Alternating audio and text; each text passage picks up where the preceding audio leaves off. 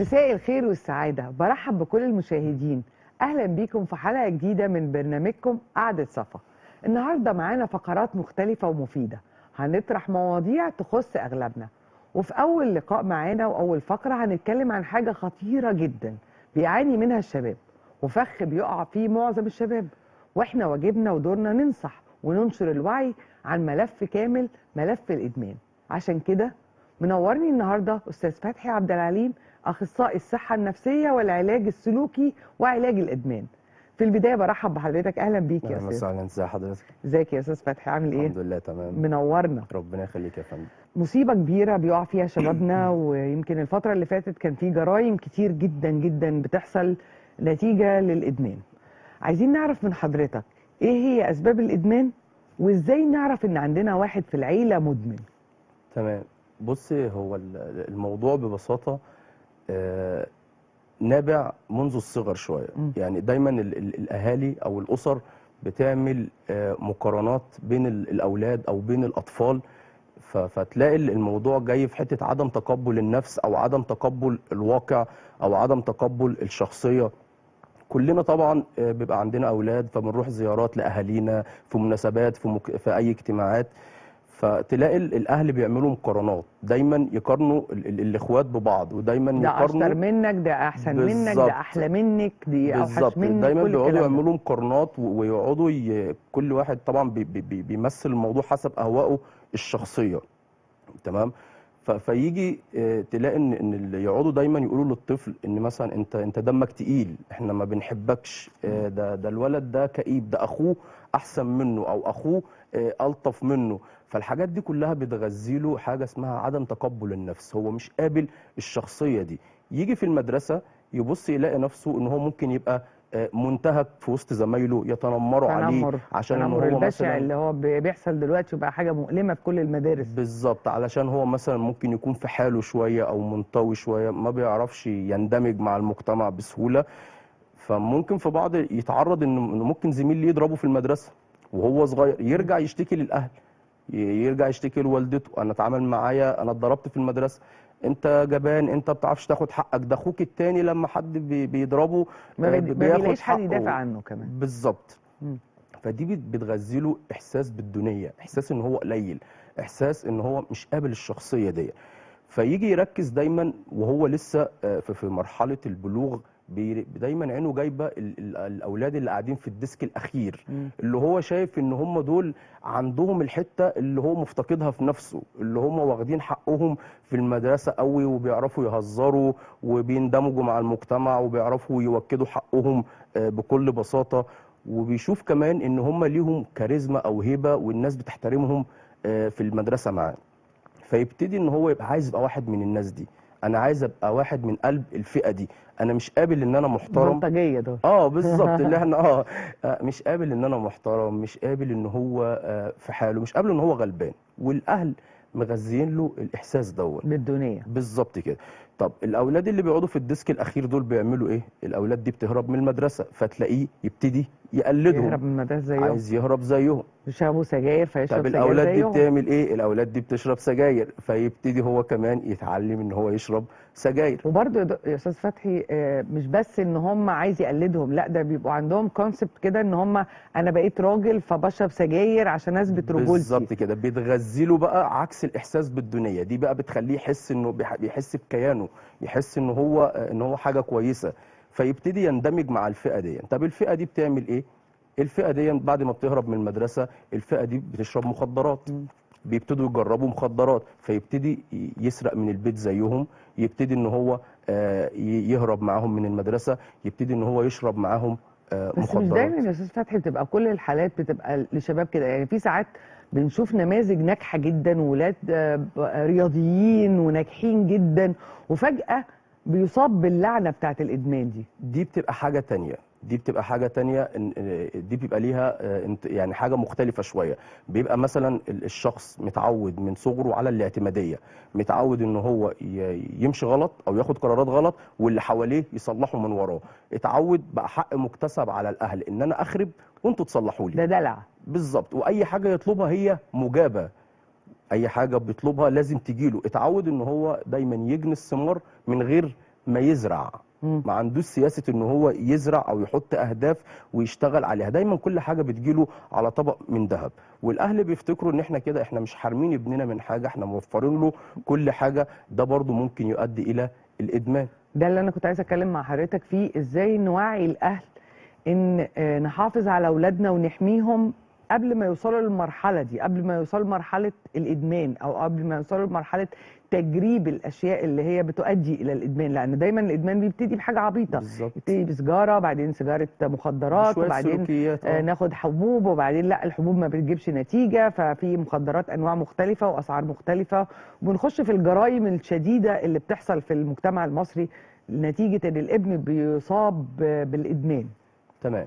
بص حضرتك، هو دايما احنا سياستنا في مصر عن الادمان مغلوطه شويه. اللي احنا بنشوفه في التلفزيون دايما ان الشخص اللي بيعاني من الادمان دون اللي هو بيبقى شعره ما منكوش ارجوك يا شويه. استاذ فتحي مالكش دعوه بالدراما يا استاذ اللي هو فتحي. بيبقى شكله يعني شكله لا بس هو بيبقى مشمئز شكله برضه شويه، مش مظبوط اللي هو يعني. بيمشي في الشارع يقعد لا يعمل بس حركه. دلوقتي في نماذج لو رحت حتت شعبيه بتلاقي نماذج اللي هو السرسجي ده اللي بيقولوا عليه سرسجي، بس مش هو ده لسانه الشكل. تقيل، حركته مختلفه، تمام، ما اوكي، ده موجود، ده موجود. بس في ناس حامله المرض وفي ناس مضطربه نفسيا. وعلى فكره تشوفيه حضرتك تلاقيه كيوت. لابس ومطقم والامور معاه تمام قوي.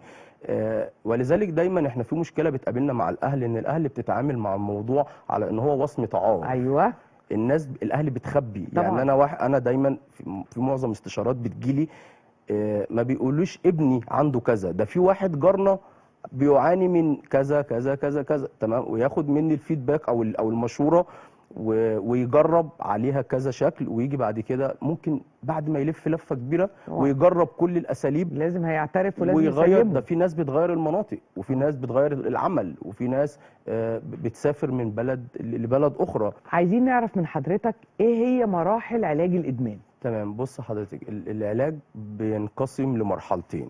المرحله الاولى مرحله اعراض الانسحاب وسحب السموم من الجسم. دي مرحله غالبا بتاخد من 7 ايام ل 10 ايام. اعراض الانسحاب بتمثل نسبه الشفاء بنسبه 10% من علاج الادمان. في ناس كتير فاكره ان انا مجرد ان المخدر يطلع من جسمي ومجرد ان احنا نحجز الولد او ابننا في مكان 10 15 يوم ويبتدي يستعيد صحته الجسديه ووشه ينور، فنبتدي ناخد انطباع ان هو كده بقى تمام، خف تمام خلاص بقى نخرجه. بالظبط. فيقولوا ان احنا نخرجه، وبالذات بقى لو جم في زياره وهو عيط لهم بقى، عيط لهم وقعد انا هطلع من هنا هبقى كويس وانا همشي وهتشوفوني. واكبر غلط ان احنا نستمع للمريض.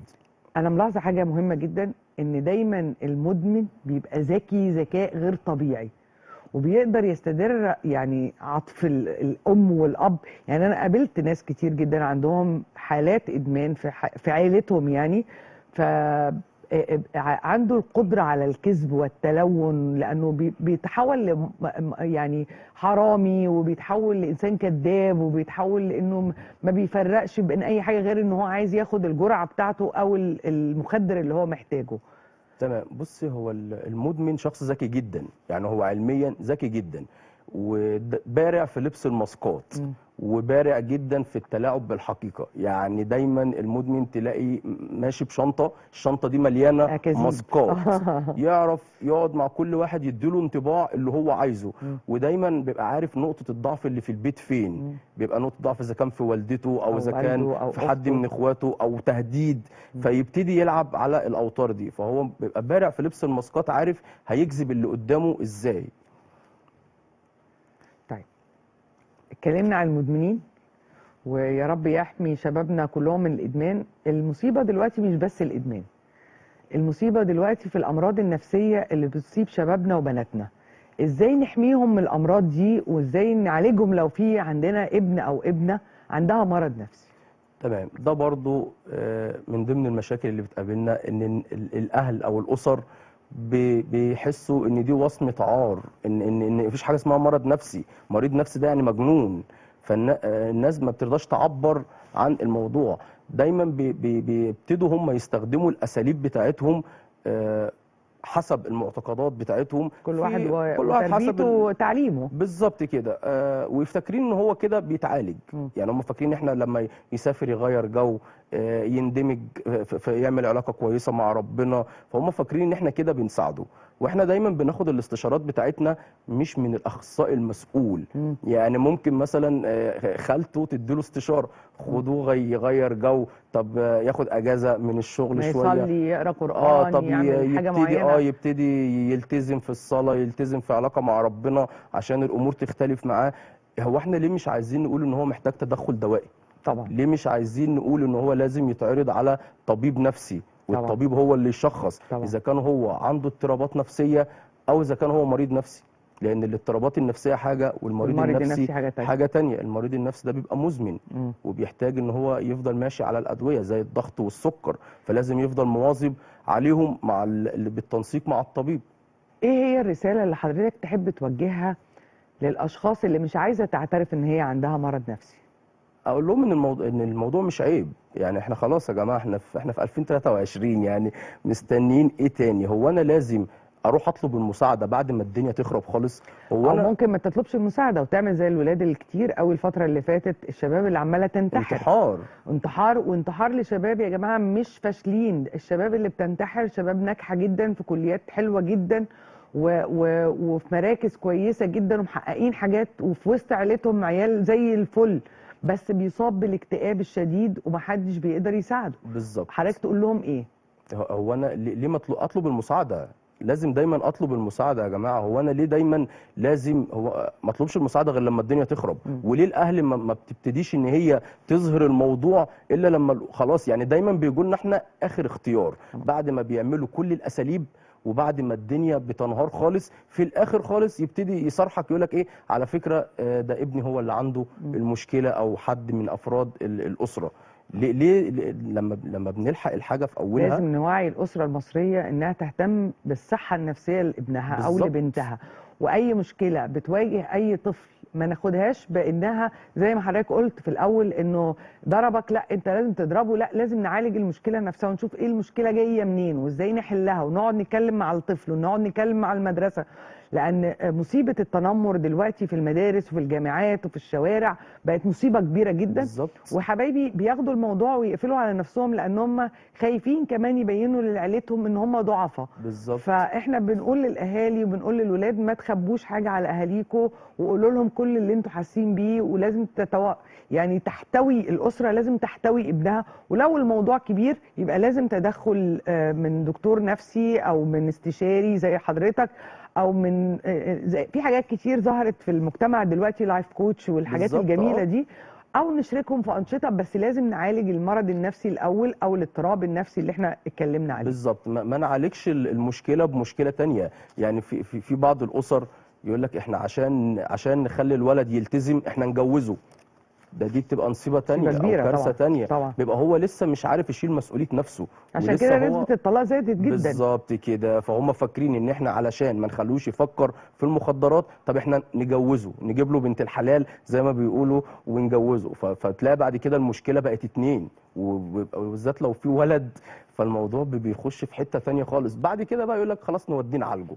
طب ما من الاول، ما احنا من الاول قبل ما ياخد الخطوه دي، لا احنا نعالجه الاول ونبقى سوي نفسيا ونعرفه ازاي يعرف يبقى قائد اسره او يعول اسره، عشان يبتدي يعمل معاهم الشكل اللي هو حصل معاه وخلاه بقى يعاني من بعض الاضطرابات، يتفادى الشكل دون ويعمله هو مع اولاده. يعرف يطلع اسره سويه نفسيا، يعرف يقعد مع اولاده، يعرف يقعد مع مراته يتكلم معاها، يتناقش ايه الحاجات اللي مضايقاكي، او يعني يبتدي يبقى في عمليه احتواء، يشوف ايه الشكل اللي هو كان مفتقده ويحاول ان هو يعوضه للاسره بتاعته في المستقبل ان شاء الله. ان شاء الله. يا رب يحمي ولادنا وبناتنا من كل شر يا رب. وانت بتديهم ايه نصيحه للشباب لو هو حاسس، او البنت او الولد، انه حاسس ان هو في مشكله هو مش عارفها سببها؟ يعني اعتقد ان الاكتئاب ما بيبقالوش سبب. يعني في ناس ناجحين جدا وزي ما شفنا كده نجوم عالميين عندهم اكتئاب وانتحروا. فازاي ننصح شبابنا او نوعي شبابنا ان هو اول ما يحس باعراض الاكتئاب يعمل ايه؟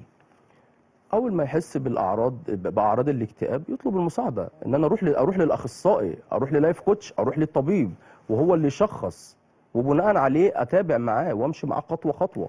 وبكده يكون خلص وقت فقرتنا. بشكرك جدا استاذ فتحي عبد العليم، اخصائي الصحه النفسيه والعلاج السلوكي وعلاج الادمان. بشكر حضرتك جدا، شكرا. شرفتنا ونورتنا. شكرا يا فندم، شكرا. نطلع فاصل ونرجع لكم تاني.